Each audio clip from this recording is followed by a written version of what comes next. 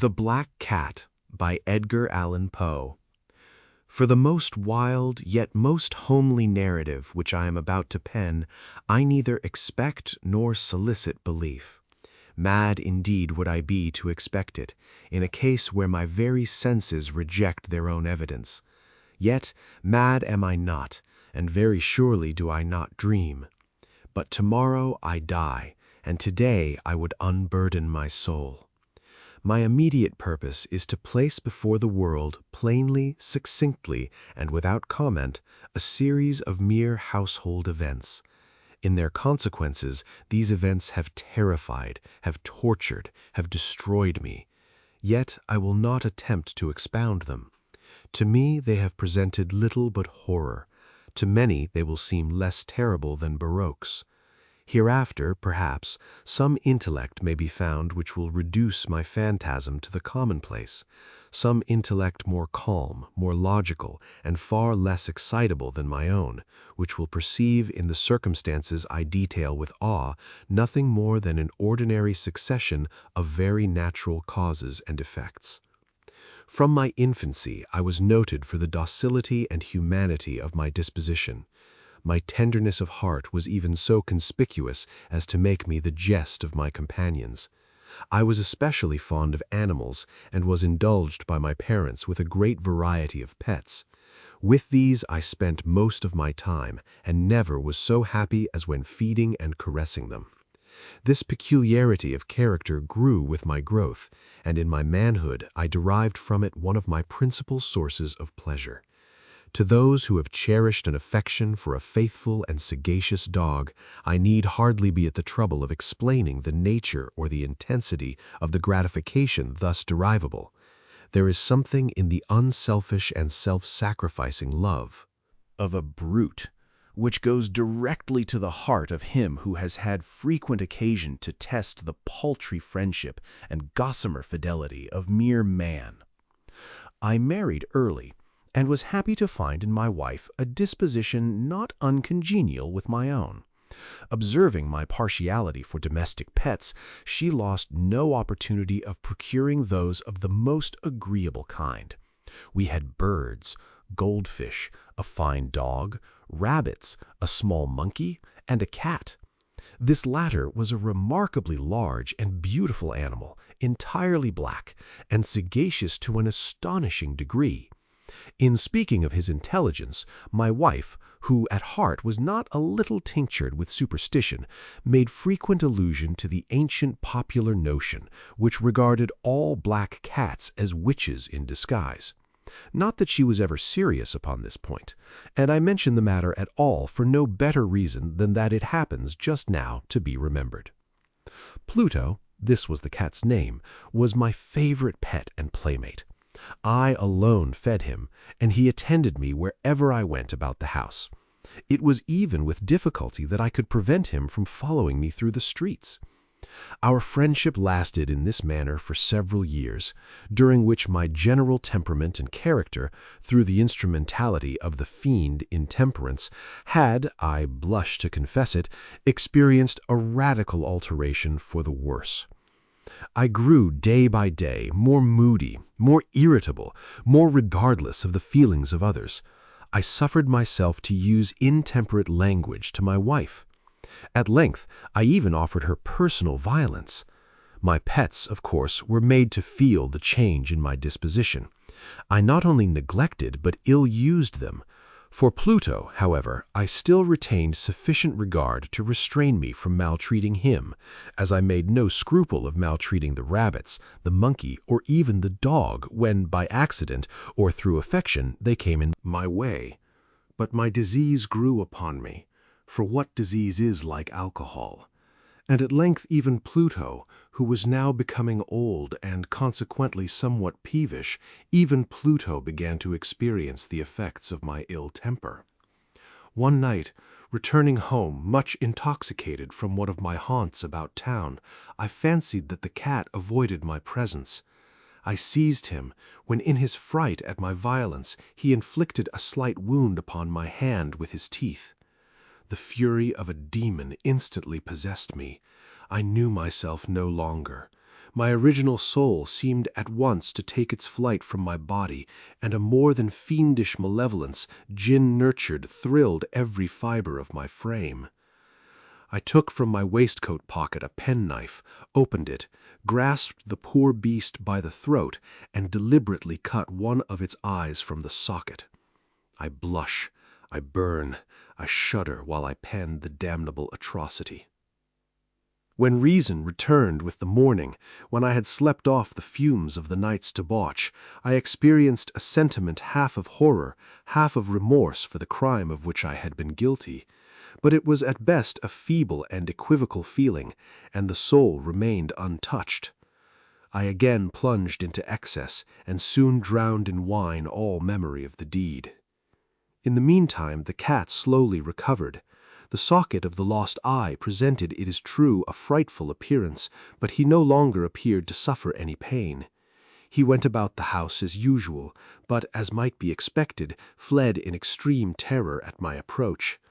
I had so much of my old heart left as to at first be grieved by this evident dislike on the part of a creature which had once so loved me, but this feeling soon gave place to irritation.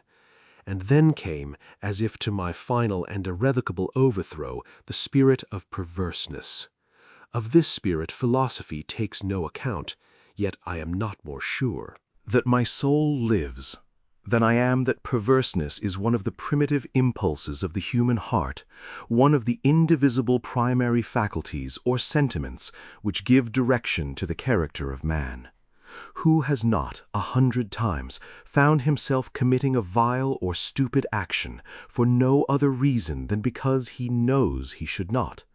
Have we not a perpetual inclination, in the teeth of our best judgment, to violate that which is law, merely because we understand it to be such? This spirit of perverseness, I say, came to my final overthrow.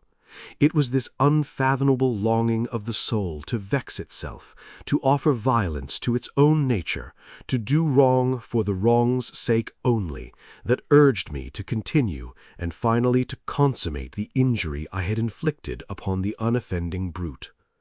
One morning, in cold blood, I slipped a noose about its neck and hung it to the limb of a tree. Hung it with the tears streaming from my eyes and with the bitterest remorse at my heart. Hung it because I knew that it had loved me, and because I felt it had given me no reason of offense.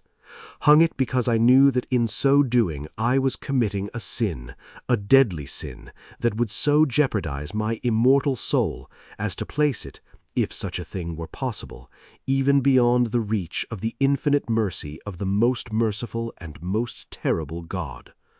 On the night of the day on which this most cruel deed was done, I was aroused from sleep by the cry of fire. The curtains of my bed were in flames. The whole house was blazing. It was with great difficulty that my wife, a servant, and myself made our escape from the conflagration. The destruction was complete. My entire worldly wealth was swallowed up, and I resigned myself thenceforward to despair. I am above the weakness of seeking to establish a sequence of cause and effect between the disaster and the atrocity. But I am detailing a chain of facts, and wish not to leave even a possible link imperfect. On the day succeeding the fire, I visited the ruins. The walls, with one exception, had fallen in. This exception was found in a compartment wall, not very thick, which stood about the middle of the house, and against which had rested the head of my bed. The plastering here, in great measure, had resisted the action of the fire, a fact which I attributed to its having been recently spread. About this wall a dense crowd were collected, and many persons seemed to be examining a particular portion of it with very minute and eager attention. The words strange, singular, and other similar expressions excited my curiosity. I approached, and saw as if graven in bas-relief upon the white surface the figure of a gigantic cat. The impression was given with an accuracy truly marvelous. There was a rope about the animal's neck. When I first beheld this apparition, for I could scarcely regard it as less, my wonder and my terror were extreme. But at length reflection came to my aid. The cat, I remembered, had been hung in a garden adjacent to the house.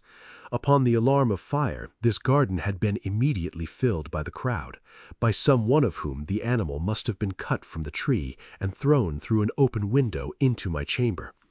This had probably been done with the view of arousing me from sleep. The falling of other walls had compressed the victim of my cruelty into the substance of the freshly spread plaster, the lime of which, with the flames, and the ammonia from the carcass, had then accomplished the portraiture as I saw it. Although I thus readily accounted to my reason, if not altogether to my conscience, for the startling fact just detailed, it did not the less fail to make a deep impression upon my fancy. For months I could not rid myself of the phantasm of the cat, and during this period there came back into my spirit a half-sentiment that seemed, but was not, remorse. I went so far as to regret the loss of the animal, and to look about me, among the vile haunts which I now habitually frequented, for another pet of the same species and of somewhat similar appearance with which to supply its place. One night, as I sat, half stupefied, in a den of more than infamy, my attention was suddenly drawn to some black object reposing upon the head of one of the immense hogsheads of gin or of rum which constituted the chief furniture of the apartment. I had been looking steadily at the top of this hogshead for some minutes, and what now caused me surprise was the fact that I had not sooner perceived the object thereupon. I approached it and touched it with my hand. It was a black cat, a very large one, fully as large as Pluto, and closely resembling him in every respect but one. Pluto had not a white hair upon any portion of his body, but this cat had a large, although indefinite, splotch of white covering nearly the whole region of the breast. Upon my touching him, he immediately arose, purred loudly, rubbed against my hand, and appeared delighted with my notice. This, then, was the very creature of which I was in search. I had once offered to purchase it of the landlord, but this person made no claim to it, knew nothing of it, had never seen it before. I continued my caresses, and when I prepared to go home, the animal evinced a disposition to accompany me. I permitted it to do so, occasionally stooping and patting it as I proceeded. When it reached the house, it domesticated itself at once, and became immediately a great favorite with my wife. For my own part, I soon found a dislike to it arising within me.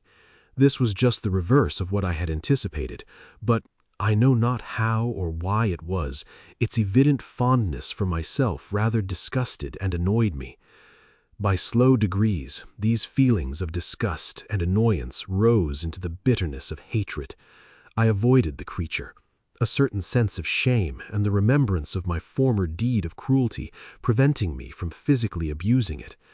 I did not, for some weeks, strike or otherwise violently ill-use it, but gradually, very gradually, I came to look upon it with unutterable loathing, and to flee silently from its odious presence as from the breath of a pestilence. What added, no doubt, to my hatred of the beast was the discovery on the morning after I brought it home that, like Pluto, it also had been deprived of one of its eyes. This circumstance, however, only endeared it to my wife, who, as I have already said, possessed in a high degree that humanity of feeling which had once been my distinguishing trait and the source of many of my simplest and purest pleasures. With my aversion to this cat, however, its partiality for myself seemed to increase. It followed my footsteps with a pertinacity which it would be difficult to make the reader comprehend. Whenever I sat, it would crouch beneath my chair or spring upon my knees, covering me with its loathsome caresses. If I arose to walk, it would get between my feet and thus nearly throw me down, or, fastening its long and sharp claws in my dress, clamber in this manner to my breast. At such times, although I longed to destroy it with a blow, I was yet withheld from so doing, partly by a memory of my former crime, but chiefly, let me confess it at once, by absolute dread of the beast. This dread was not exactly a dread of physical evil, and yet I should be at a loss how otherwise to define it. I am almost ashamed to own, Yes, even in this felon's cell, I am almost ashamed to own that the terror and horror with which the animal inspired me had been heightened by one of the merest chimeras it would be possible to conceive. My wife had called my attention more than once to the character of the mark of white hair of which I have spoken, and which constituted the sole visible difference between the strange beast and the one I had destroyed.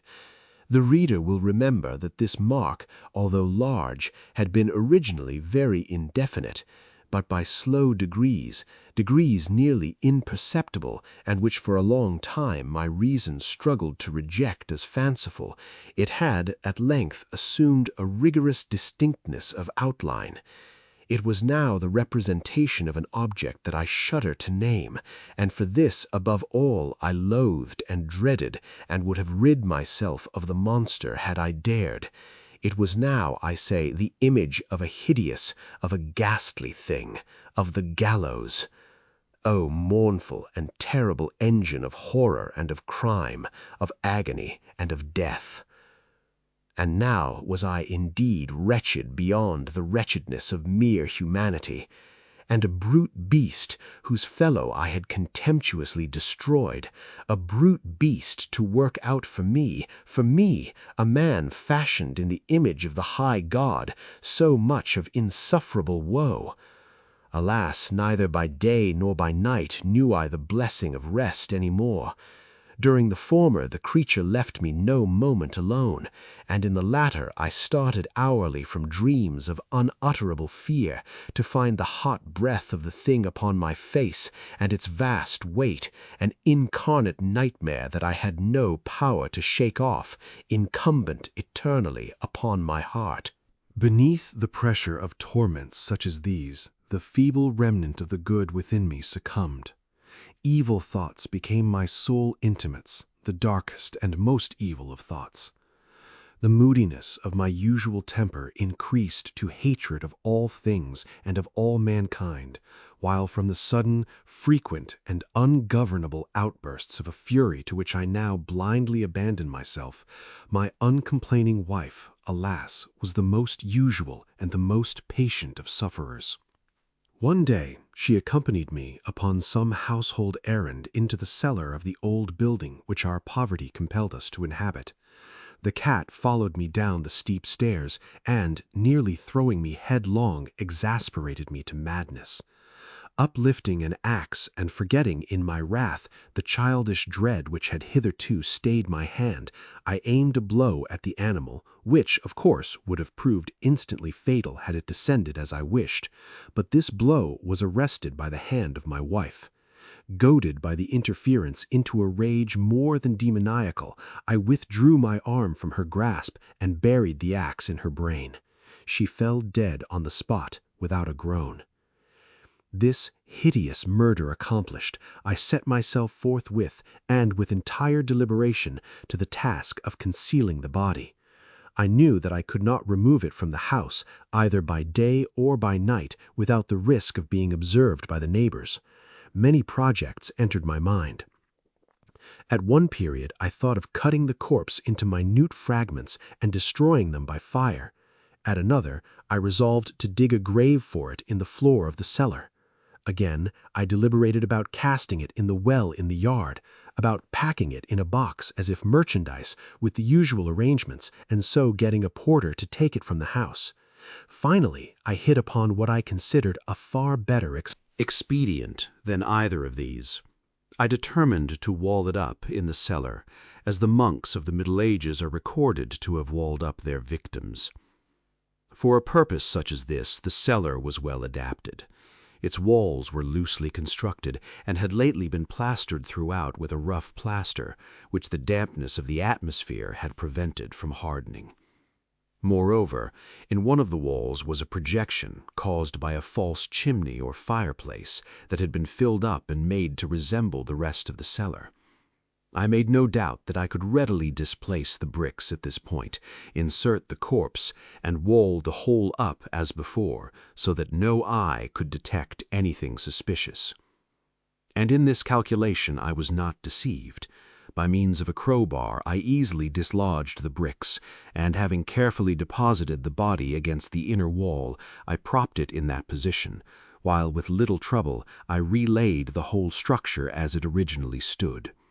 Having procured mortar, sand, and hair, with every possible precaution, I prepared a plaster which could not be distinguished from the old, and with this I very carefully went over the new brickwork. When I had finished, I felt satisfied that all was right. The wall did not present the slightest appearance of having been disturbed. The rubbish on the floor was picked up with the minutest care. I looked around triumphantly and said to myself, "Here, at least, then, my labor has not been in vain." My next step was to look for the beast which had been the cause of so much wretchedness, for I had at length firmly resolved to put it to death. Had I been able to meet with it at the moment, there could have been no doubt of its fate. But it appeared that the crafty animal had been alarmed at the violence of my previous anger, and forbore to present itself in my present mood. It is impossible to describe, or to Imagine the deep, the blissful sense of relief which the absence of the detested creature occasioned in my bosom. It did not make its appearance during the night, and thus for one night at least since its introduction into the house, I soundly and tranquilly slept. I slept even with the burden of murder upon my soul. The second and the third day passed, and still my tormentor came not. Once again I breathed as a free man. The monster, in terror, had fled the premises forever. I should behold it no more. My happiness was supreme. The guilt of my dark deed disturbed me but little. Some few inquiries had been made, but these had been readily answered. Even a search had been instituted, but of course nothing was to be discovered. I looked upon my future felicity as secured. Upon the fourth day of the assassination, a party of the police came very unexpectedly into the house and proceeded again to make rigorous investigation of the premises. Secure, however, in the inscrutability of my place of concealment, I felt no embarrassment whatever. The officers bade me accompany them in their search. They left no nook or corner unexplored. At length, for the third or fourth time, they descended into the cellar. I quivered not in a muscle. My heart beat calmly as that of one who slumbers in innocence. I walked the cellar from end to end.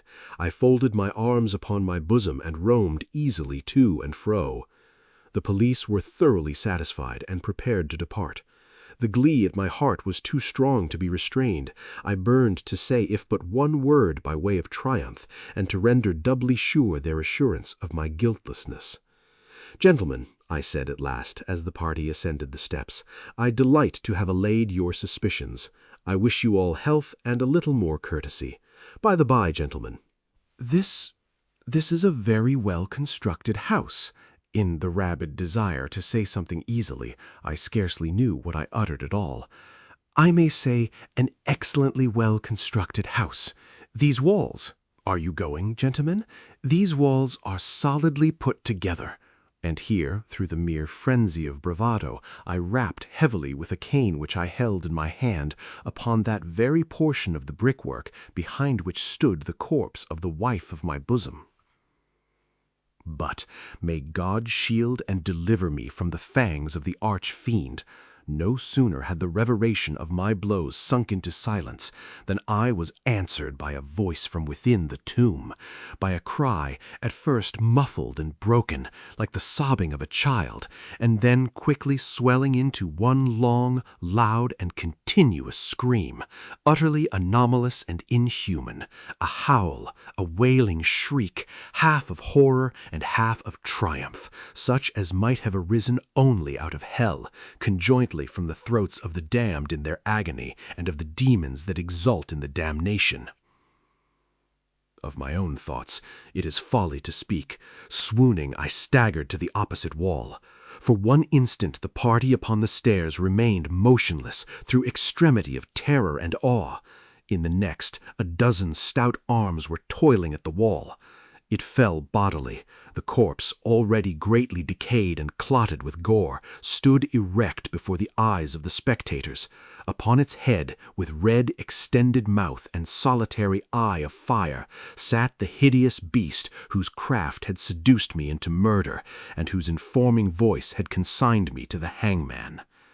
I had walled the monster up within the tomb.